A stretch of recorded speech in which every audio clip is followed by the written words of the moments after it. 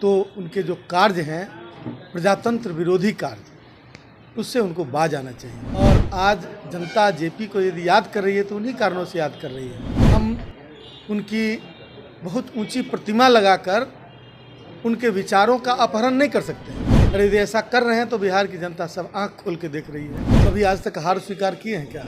जनता को फैसला करना है ना, कि बीजेपी के नेताओं को फैसला करना है। किसने कहा आपको स्वास्थ्य कारणों से नहीं उपस्थित हो सके? बिहार में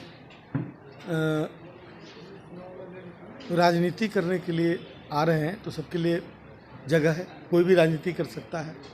लेकिन सच्चे मन से यदि जयप्रकाश बाबू को श्रद्धांजलि अर्पित करने आ रहे हैं, क्योंकि जेपी का सबसे बड़ी उपलब्धि थी कि उन्होंने देश के प्रजातंत्र को बचाने का काम किया था अपने आंदोलन के माध्यम से।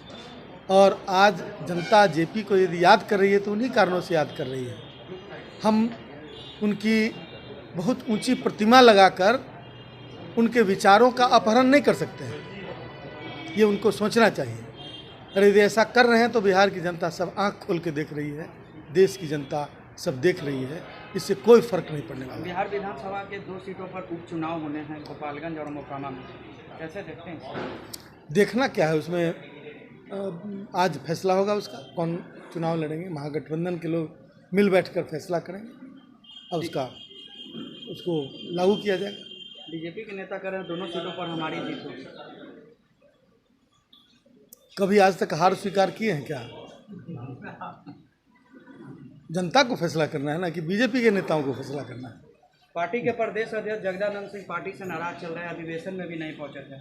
किसने कहा आपको स्वास्थ्य कारणों से नहीं उपस्थित हो? बिहार में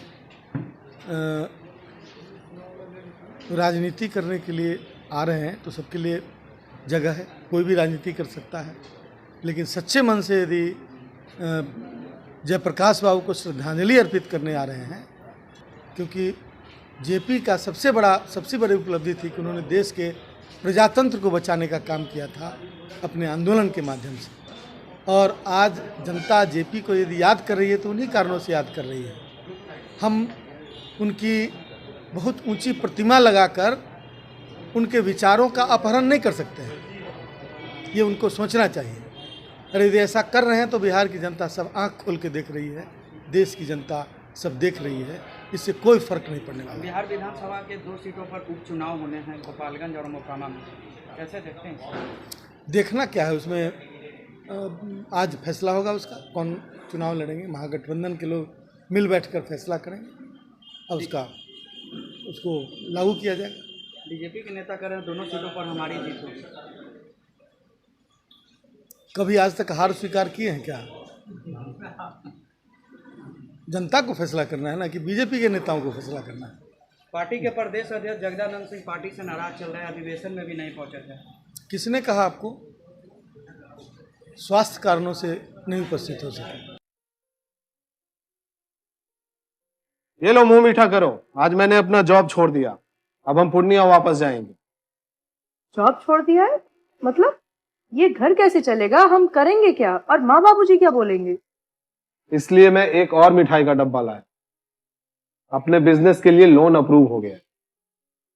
अरे लोन अप्रूव हो गया वो तो ठीक है, लेकिन पूर्णिया में हम रहेंगे कहाँ? अपना घर भी तो नहीं है वहाँ। इसलिए तो एक और मिठाई का डब्बा अलग से लाया हूँ। हमने पूर्णिया में घर ले लिया है, पूर्णिया के ई होम्स पैनोरमा में। पूर्णिया में पैनोरमा ग्रुप लेकर आए हैं ई होम्स पैनोरमा, बड़ा घर, आलीशान जिंदगी और अत्याधुनिक सुविधाओं के संग। अरे अब क्यों मुंह मीठा करवा रही हो? क्योंकि हम घर वापसी जो कर रहे हैं। घर वापसी की खुशी पूर्णिया में ई होम्स पैनोरमा के संग। ई Homes Panorama, luxurious lifestyle redefined.